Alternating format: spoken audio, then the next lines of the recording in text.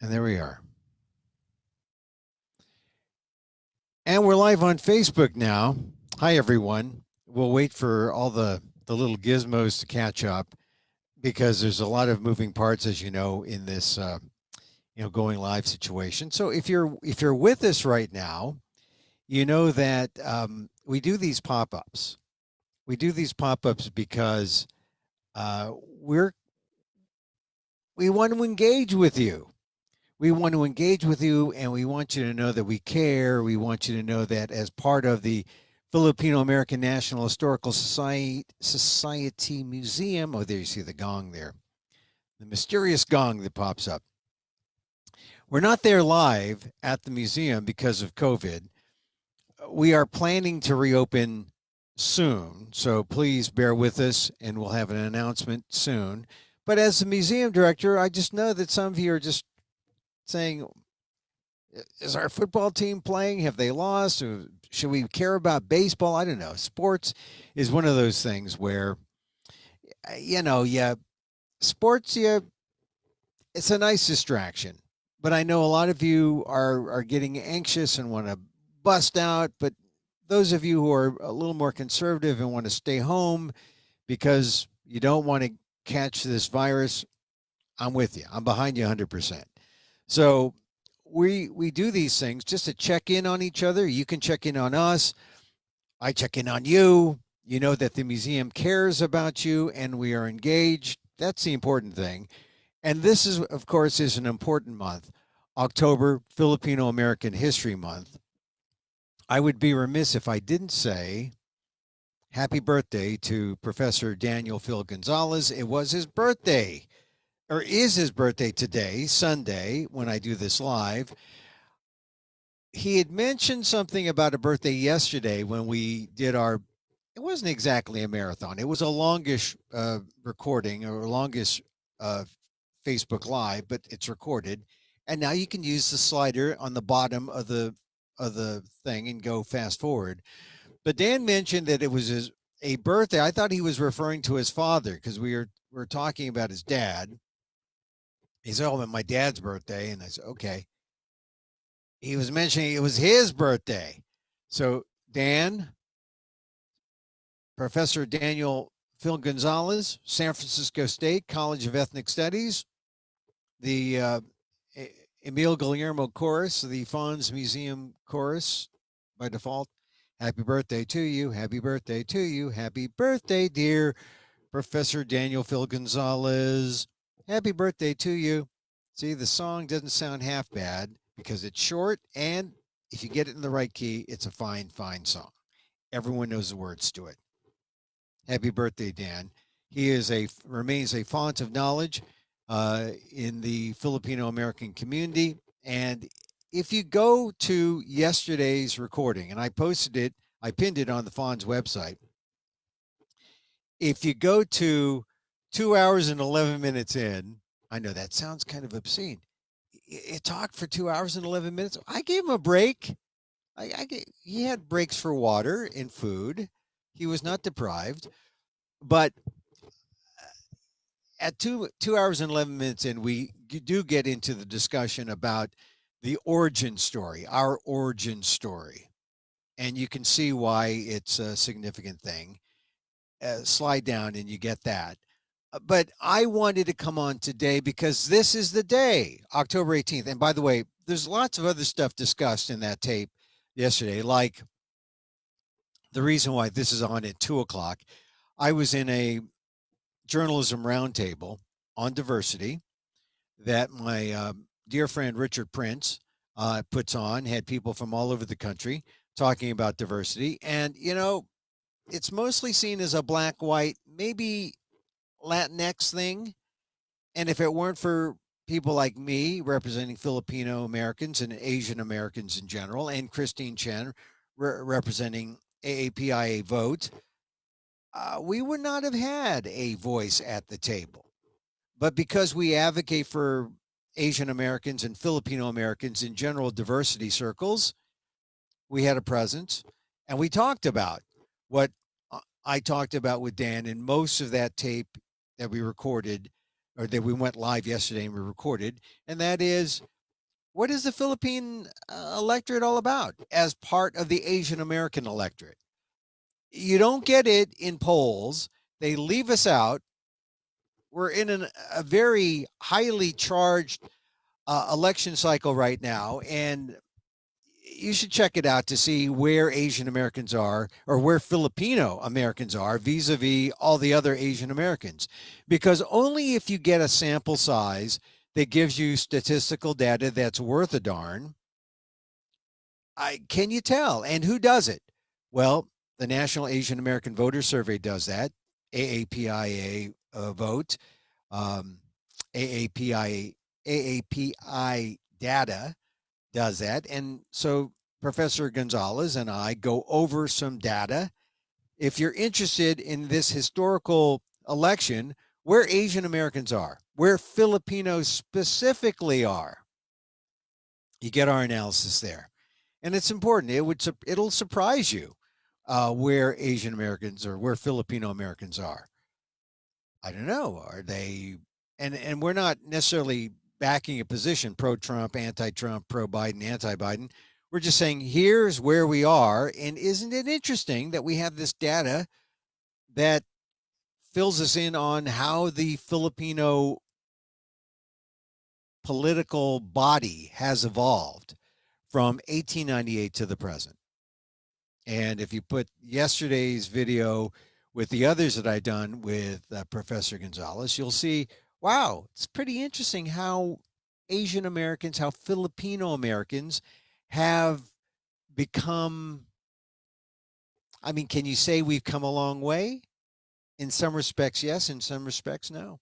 We're constantly adding on to our community because of immigration. So that's what Dan and I talk about in that tape. So please see it. Use the fast forward slider below and go to 2 hours and 11 minutes in to get to the discussion today.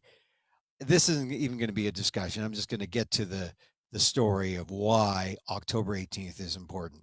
And you know that Filipino American History Month, Asian, the FANHS, Filipino American National Historical Society, the national office out of Seattle, got it, started it in the 90s. It wasn't until later that Congress, both houses of Congress, made it an official day, or official month rather. And we shared part of the month. The Hispanic heritage folks took September 15th to October 15th, but from October 15th on through the rest of the month, it's ours alone. It's Filipino American History Month. We have it all to ourselves. But it's important why October is significant. And we got to go back to October 18th, 1587. And there was a piece published by a former trustee of FANHS. Her name was Eloisa Gomez Bora, and she published it in the Amerasian Journal of UCLA, or Amerasia Journal in 1996. And she analyzed the logs of a Spanish explorer named Pedro de Unamuno, who was sailing with a more heralded Spanish explorer, Philip Galley, and then found himself shipwrecked in Macau without a boat, found a new boat, a single-deck, three-masted vessel named Nuestra Senora de Buena Esperanza, manned it mostly with Filipinos, as he came from Macau, from that part of Asia, and sailed for points east. He was headed for Acapulco, Mexico, November 22nd, 1587. But in July, Unamuno he started his journey July 12, 1587. And it was in October, before the end date in November, October 18th through the 20th, that Unamuno found this block of land that we now know as California, California's central coast. Now, this is interesting because, Columbus, I talked about Columbus last week as we got into Columbus Day, that Columbus didn't know that he thought he was going to Asia. Columbus was, sailing from Spain to, you know, he knew he had the Atlantic, but he actually thought he was going to Asia. And he stumbled into the Bahamas. And in the Bahamas, he thought he was in Japan. And then he got to Cuba and he thought he was in China. He was looking for Asian gold.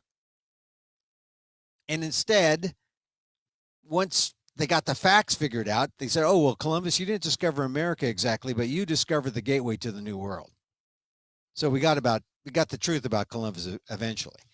What I'm saying is that as the story evolves, we eventually get to the truth. We got to the truth with Columbus.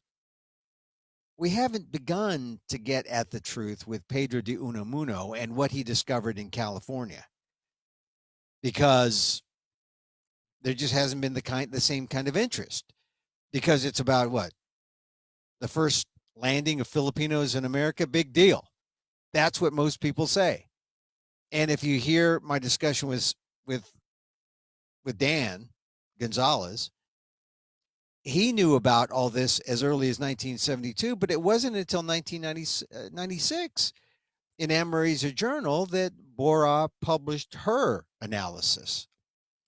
And it's because of that it sparked this general interest in, well, what did Unamuno do? What did he find? I mean, one of the things about these logs is it has some of the first sightings of Filipinos anywhere. They called them Indios Luzones, because these ship hands that were recorded in the logs that were sailing with Unamuno were from the northern part of the Philippines in Luzon, which means, hey, these guys are probably Ilocano.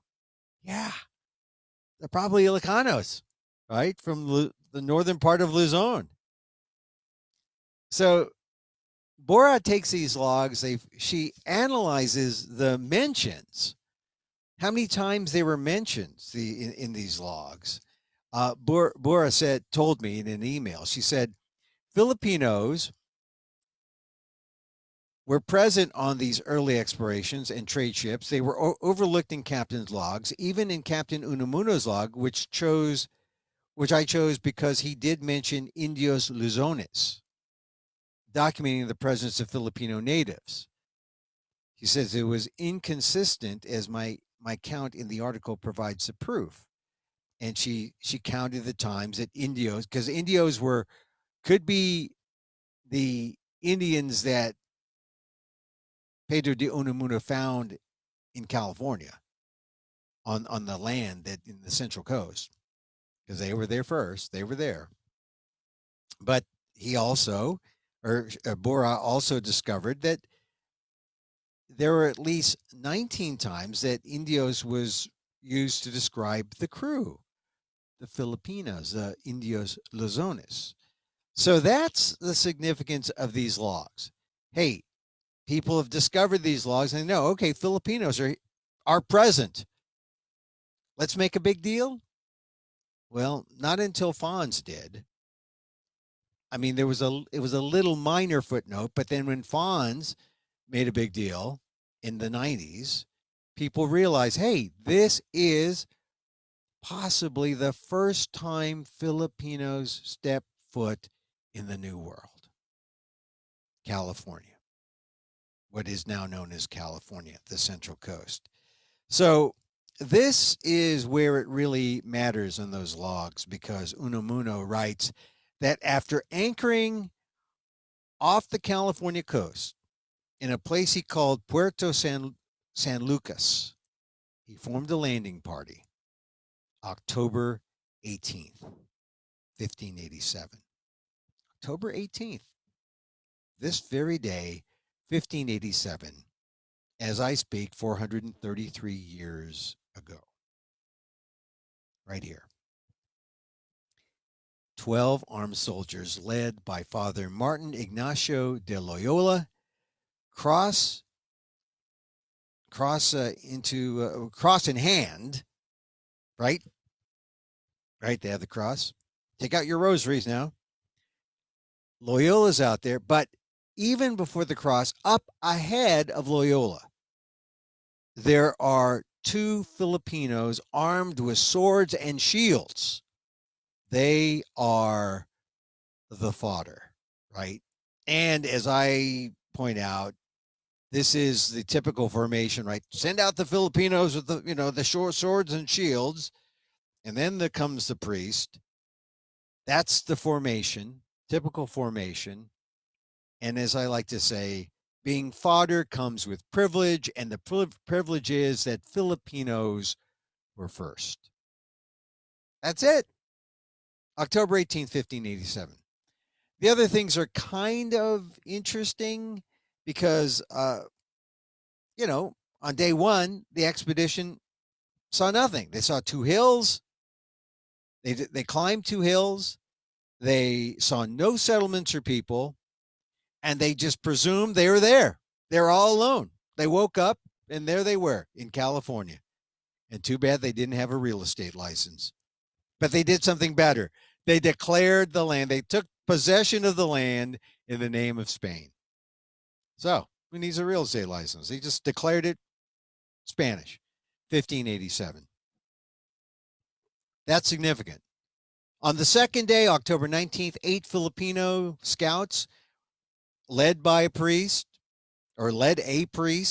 and 12 other soldiers for further exploration. Discovered not much, apparently. On the third day was the big day, October 20th, that the expedition encountered violence. There was a spat. The ship's barber was with them, and some Filipinos were there bringing food and clothes as an offering to the natives that were encountered. The natives wanted the barber, believe it or not. They wanted to kidnap the barber. Some kind of scuffle ensued. There was a violent exchange, and according to the log, one soldier was killed, but so was an unarmed Filipino by a javelin. So Filipino blood dropped on that day, that third day, October 20th, 1587. And so that's the significance there. Our blood was dropped. Did anyone note it? No. Pedro de Unamuno's blog, his log noted it, but it wasn't until FANHS in the Aberration Journal made a much bigger deal about this that now we know about this. And so we thank Eloisa Gomez Bora for at least bringing this to our attention. It's documented. It was known since at least 1972. Even beyond that, it's just that no one who writes the history. The winners write the history. So do the winners care if a Filipino lost his life on the Central Coast? No. We care. Do the winners care that Filipinos were the first to step foot being part of this expedition on land? Most people don't, but we care. It's part of our history. And we could tell it's part of the fact, it's part of the record. That's the significance of October 18th, 1587, and the 3 days that ensued, 18th, 19th, and 20th. On the 21st, Unamuno sails away from this part of the Central Coast, bound for Acapulco, gets there in November. And we don't really hear about any of this again until, at least from a Filipino perspective, until we get the examination by Bora in Aberration Journal. Now, I think this is a significant thing. It's a reason why all of October is Filipino American History Month. Celebrated. First time Filipinos stepped foot, 1587. And it is, as I point out in articles that I've written in the past, that in terms of the chronology, you can't you can't dispute it. You can't deny it. It happened. It was 33 years before the Pilgrims landed in the Mayflower. So next time you have someone say, well, my family dates back to the Pilgrims and the Mayflower. Oh yeah, right. Hey, guess what? 33 years before the Pilgrims got there in 1620. Hey, guess what? In 1587, in October 1587, the Filipinos were in California, or stepped foot in California. They didn't stay. Although, if you listen to my talk yesterday with Dan, maybe some did. We're not sure. It's the record isn't clear, but the Filipinos definitely were here first, and even died. We even died in California, or what is now known as California. I think one of the significant things, though, is that we didn't write the history, and we didn't make the claim. And subsequent to that, there have been other things. We didn't mention this yesterday. We hinted at it. There have been other historians, most notably, uh, beloved FANHS historian and general historian Alex Fabros, who actually did take the trip to Morro Bay and has disputed some of the things from Unamuno's logs, like including maybe the latitude and longitude were off, and it was not Morro Bay because of that, but maybe somewhere else in the Central Coast. That's one of the big, I think, bits of information that is somewhat troublesome. It's not, I mean, does it say everything about what Bora wrote was not credible? Not exactly. The location is significant, but there's no doubt that the Filipinos were there, 1587. The document's there. Dan also mentions another thing. You'll have to go to the video. But I think the bottom line is, okay, it may have been off because of some of the latitude and longitude markings, and maybe there was some imperfections in terms of the detail and how it was recorded. But there's no doubt they were in California. They were in that Central Coast somewhere within a margin for error. And the Filipinos were first, or that was the first Filipino recorded landing. Now, someone mentioned maybe there was another boat. Maybe there was someone else. Maybe someone landed. Well, this is a document that we can deal with, this log from Pedro de Unamuno. It's significant, and it establishes our place in the chronology. If it calls into question exactly where in California, well, there will be subsequent scholarly work that will pick that apart too. But in the meantime, I kind of side with Bora to say, look, chronologically, this puts us there. Here's a real document. Let other scholarly research emerge to try to either poke holes at exactly what the analysis is of de Unamuno's blog, or log rather. He didn't have a blog; he had a log. A blog would mean he'd have a computer. I don't think he had one of those. But it's just one of those fascinating things about history, and the fact that even today, 433 years later, we can still debate exactly what the documents say and what is truthful, what is real about this history. I mean, I don't think it calls into question whether or not Filipinos were here. So I think you can say, yeah, Filipinos were here first, October 18th, 1587. Filipino American History Month stands. Those 3 days in October are important. But now, exactly where, we're going to have to do a little more digging. And the dispute will probably live with us. Was it Morro Bay? Was it in fact Morro Bay? Or somewhere else on the Central Coast? So, to you young scholars out there, maybe the maybe that's a thing that will be a forever a conundrum, an historical conundrum. But maybe it's an area for future work. So that's why it's October. That's why it's Filipino American History Month in October. And now you have most of the story that we hold true. There's still some question, but until someone produces a document,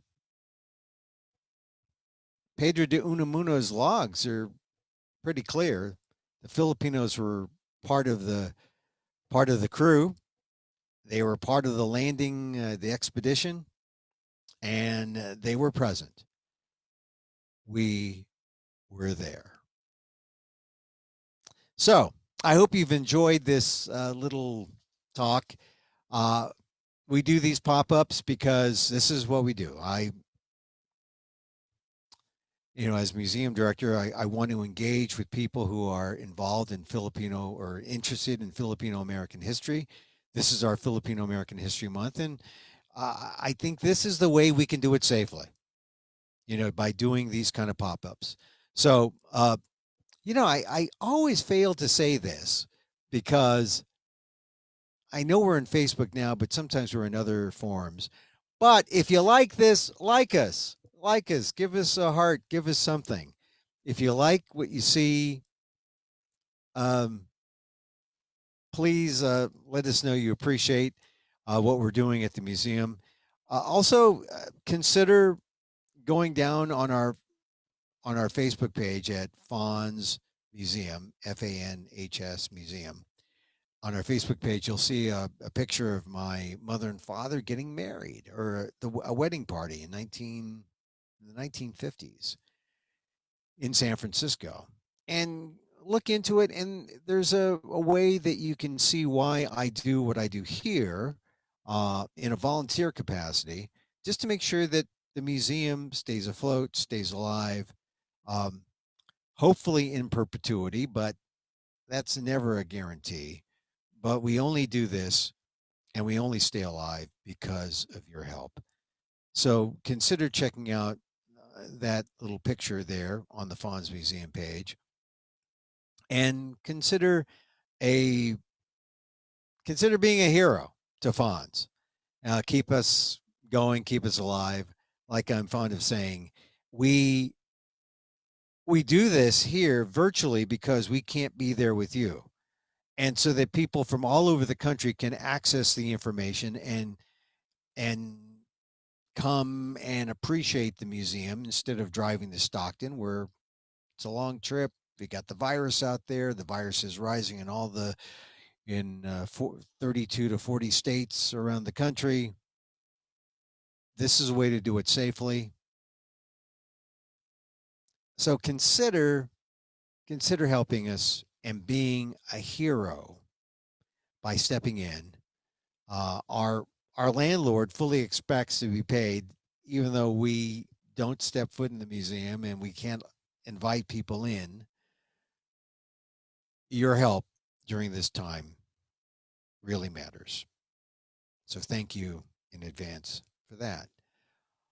So in the meantime, look for more postings on the FANHS Facebook page, FANHS Museum. We're separate from FANHS, the organization. The FANHS Historical Society Museum page on Facebook is separate. But look there for updates on how we're going to open up by appointment and allow you to come visit our museum, which is in Stockton, California, virtually, or no, live. Well, we're trying to open up, and we're just crossing our fingers and hoping we're stable in California and in our county. We've gone from purple to red, but we're being cautious because most of our volunteers are in at-risk categories, and we want it to be a safe experience for you, for them, for everyone. In the meantime, expect these pop-ups on Saturday and Sunday. I like to do them around noon. Today I'm a little late, did it around 2 o'clock. But I hope you've appreciated this. Thank you very much. My name is Emil Guillermo. Hey, you can reach me on the comment section or send me an email at Filipino American Museum. That's right, Filipino American Museum. I think that's what I got. Oh my goodness. All right, look, I'm gonna. I think it's Filipino American National Museum. All right, that's it. Filipino American National Museum at gmail.com. That's a lot of typing, but folks here prevailed on me to say Filipino American National Museum at gmail.com. That's how you can get to me directly if you want to. If not, just see the videos, look over this video, and then check out yesterday's video with Dan Gonzalez, Professor Dan Gonzalez. Get into that discussion at about 2 hours and 11 minutes in. And then if you want to just binge watch all the other videos we've done, go ahead and do that. We it's an uplifting experience, and you can see it all on our Facebook page, on the live page. So thank you again. Have yourselves a great weekend. Remember, October 18th, special day today. Lift up a fist, hoist up a toast. It's not only Dan Gonzalez's birthday today, October 18th, it also is the day that Filipinos first landed here in what is known as the Central Coast of California. So the 18th, the 19th, and the 20th. Think of these days as days that Filipinos went exploring. The Filipino American, oh, they weren't Americans yet. Filipinos, native Filipinos, the first Filipino Americans, really. We're looking around the Central Coast and seeing the natives. And on that third day, on the 20th, one Filipino lost his life. The first Filipino American to lose his life. Think about that. That's something. Filipino American history. That's what it is. Thank you again. I'm Emil Guillermo. Till next time, salamat. Or as my friend Ton Mabalan would say, she would say, mahals and salamat. Mahals and salamats. I mean, she's mahals. She definitely said mahals, which got me. I said, mahals? Yeah, that's cool. Anyway, Emil here. Take care.